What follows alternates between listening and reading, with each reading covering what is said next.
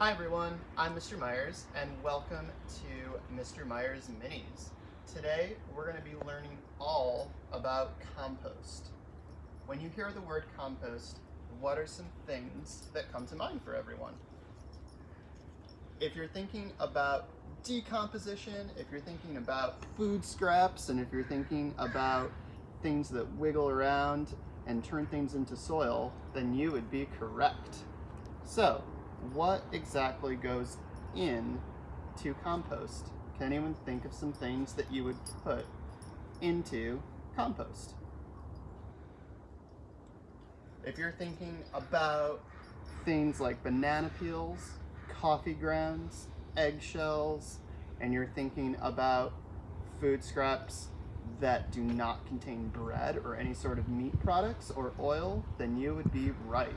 You can even put in leaves or any small yard debris as well. So what exactly happens in a compost bin? Well, let's come over and take a look. So what you're looking at right here is a compost bin that you can actually get through the city of Portland through the metro services, and you can actually get on their site and you can order one for your home. So it's a little hard to see because it's kind of dark in a compost bin, which is what you want. But in a compost bin, you'll have a mixture of material that is fresh, like some grass clippings and things like that. And then you'll also have a mixture of things that come from your kitchen or from your breakfast, dinner, or lunch. Now, it's really hard to see because it is dark, but that's the way you want it, because in the dark is where decomposition can really take place. One of the things you want to make sure is that your compost is not too wet, but it's also not too dry. Because one of the things that decomposers need in order to do their job is they need proper airflow, so they need oxygen, but they also need carbon dioxide in order for decomposition to take place.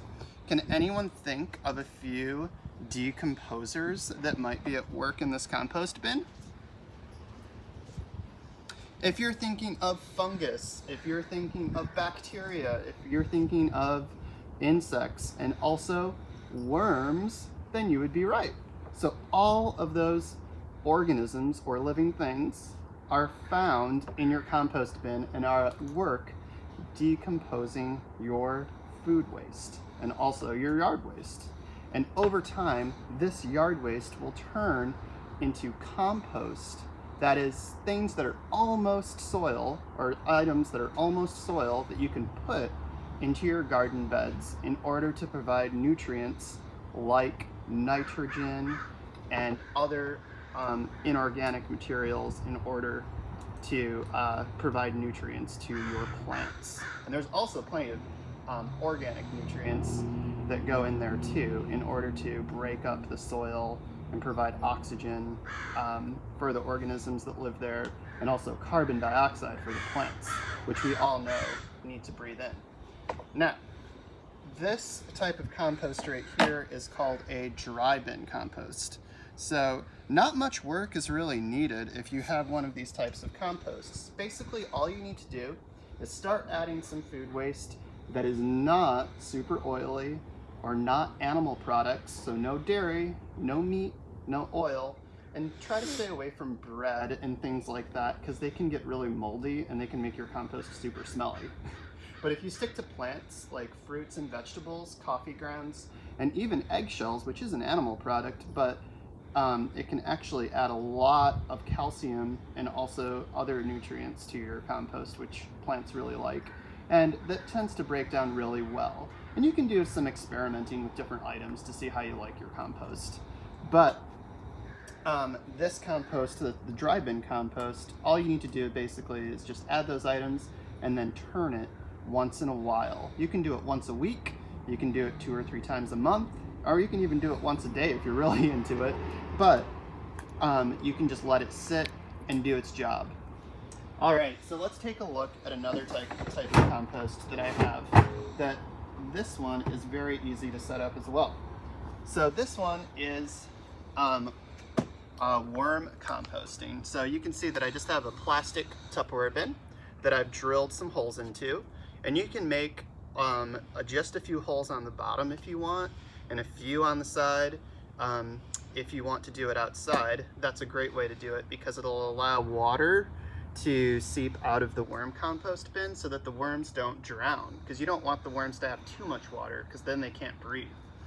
But if you want to do it inside, then obviously you might want another tub underneath it to catch any liquid. And you can use that liquid to put on your garden. But I chose to have mine outside and put lots of holes in it so the worms could breathe and not get too much moisture. All right, so I'm gonna move this so you guys can see it in the sun a little bit. The other compost is way too big to move. But this one, you can see, is set up very similarly. I have some grass clippings that I have from my lawnmower. I put in some, oh hey, and this is Clyde. He's our helper for today. And I put in some paper bag shreddings that were not bleached, but are just untreated paper bags, produce bags. And let's take a look to see if we can find any worms in here doing their job.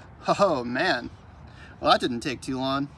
So these types of worms right here are called red wigglers. And these guys eat a lot of food waste and a lot of plant waste. These guys are hard at work turning this organic material, these grass clippings, and also there's some food items that are already on their way to becoming soil that are being broken down by these worms. And soon these worms will be producing worm castings. Does anyone have a guess of what worm castings might be? If you thought of worm waste or worm poop, you would be right. So one of the great things about doing a worm composting bin is that these worms produce obviously waste, like all living things do, but their waste is super good for plants in your garden. And these guys are hard at work decomposing my plant waste and food scraps that I actually take from my dry compost bin and put right in here so that the process is speeded up even quicker. But you don't have to have both systems. You can have one or the other and it works just as well. But you can see that there are so many worms that are in here and they're hard at work. All right, so if this is something that you would like to do with your family or at home, make sure you get the help of an adult supervision to help you out with this process. But it's relatively easy, and the good thing is that these decomposers do the work for us. We don't have to do much. We just have to provide them with a habitat or a place to live and the proper food sources that they need to live and grow. Well, I hope you all will take this information, put it to good use, and literally you will be producing awesome soil and soil compounds for your garden or plants to grow. All right, everyone. Well, I hope you enjoyed this edition of Mr. Myers' Minis, and I hope you get out there and start composting.